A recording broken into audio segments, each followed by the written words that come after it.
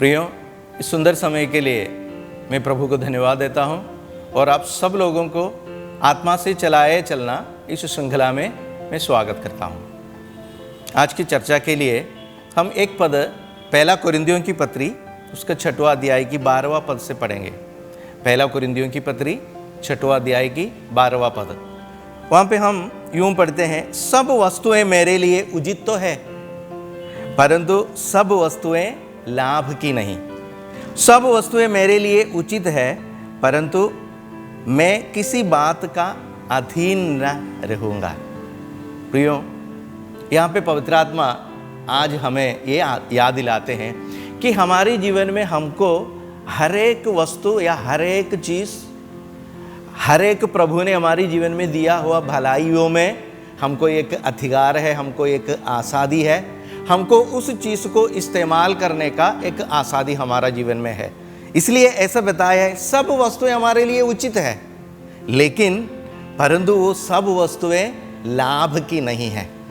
इसलिए इस बात को जब हम देखते हैं कि परमेश्वर हमारे जीवन में बहुत सारी चीज़ें दिए हैं, पैसा दिया होगा, काम दिया होगा, परिवार दिया है, तरह तरह की बातें, तरह तरह की जिम्मेवारियाँ, तरह तरह की भलाइयाँ प्रभु हमारे जीवन में दिए हैं। लेकिन देखना प्रियो, ये हर एक बातें हमारे लिए लाभदायक नहीं। लाभदायक इनका मतलब मेरी आत्मिक जीवन के लिए लाभदायक नहीं। प्रभु यीशु मसीह के संबंध में, प्रभु यीशु मसीह के साथ मेरा रिश्ता है, उसको मुझे आगे नहीं बढ़ाते, ऐसा चीज़ हमारा जीवन में हो सकता है। इसलिए प्रियो, आज पवित्र आत्मा हमें याद दिलाते हैं कि इन बातों को जांचना, परखना। अगर हमारे जीवन में हम देखते, हमको लगता है कि ये मेरे लिए उचित है, जैसे कि अभी एक उदाहरण बताया, हमारे पास समय, हर व्यक्ति के जीवन में 24 घंटे दिए हैं। वो समय हम कैसे इस्तेमाल करते हैं, वो समय मेरे लिए उचित है, मैं उस समय को मेरे जैसे मैं सोचता हूँ, चाहता हूँ, वैसा मैं इस्तेमाल कर सकता हूँ।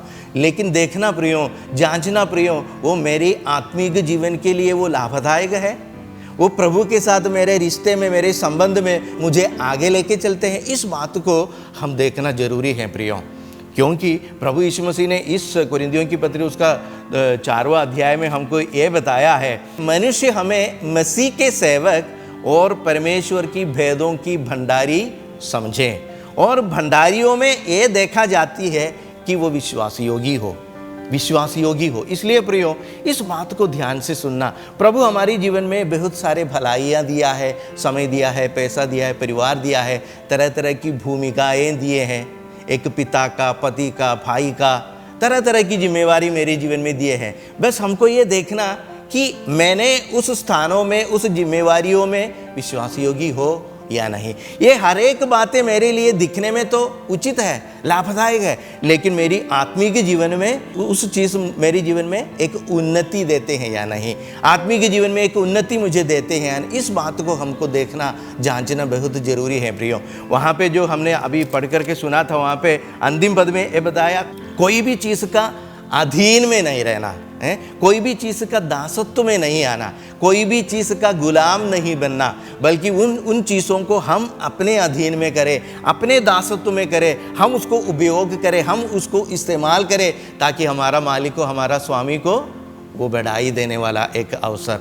वो उसका महिमा में बदलाने वाला एक अवसर। इसलिए यिर्मयाह नबी की किताब उसका 15 अध्याय के 17वां पद में, यिर्मयाह नबी की किताब 15 अध्याय के 17वां पद में ऐसा एक पद है, जो मन बहलाने वाले के बीच में मैं बैठा था, लेकिन उन बात मेरे जीवन में कुछ प्रसन्नता नहीं दिया, कुछ खुशी नहीं दिया, क्योंकि यहोवा की छाया मेरे ऊपर था। इसलिए प्रियो, एक बार यहोवा का छाया हमारे ऊपर आ जाए, इस बातों में, इस संसारिक बातों में, जो वहाँ पे ऐसा मन बहलाने वालों के बीच में मैंने बैठा, लेकिन मेरे अंदर एक नाराज़गी, एक अप्रिय, एक क्रोध उस बातों के ऊपर यहोवा मेरे हृदय के अंदर पैदा किया है प्रियो। इस बात को समझना, हर बात मेरे लिए उचित तो है, लेकिन वो मुझे आत्मिक उन्नति नहीं देते हैं प्रियो। इसलिए भजन संगीता की किताब में उसका 1 अध्याय में ये बताया कि पापियों के युक्ति में नहीं खड़ा करना, पापियों की, दुष्टों को मार्ग पर नहीं जाना, और ठट्ठा करने वाले की मंडली में नहीं बैठना, क्योंकि उनके तरफ एक नाराज़गी प्रभु हमारे अंदर पैदा किया है प्रियो। इसको जांचना, इसको परखना और इसको पहचानना, सब बातें मेरे लिए तो उचित है, लेकिन देखना वो मेरे जीवन में, आत्मिक जीवन में एक उन्नति देते हैं या नहीं। अगर उन्नति नहीं देते, उससे भाग कर, उससे अलग होकर के अपने आप को बचाना प्रियो। इसलिए प्रभु यीशु मसीह बात में आप सब लोगों को आशीष और अनुग्रह करें।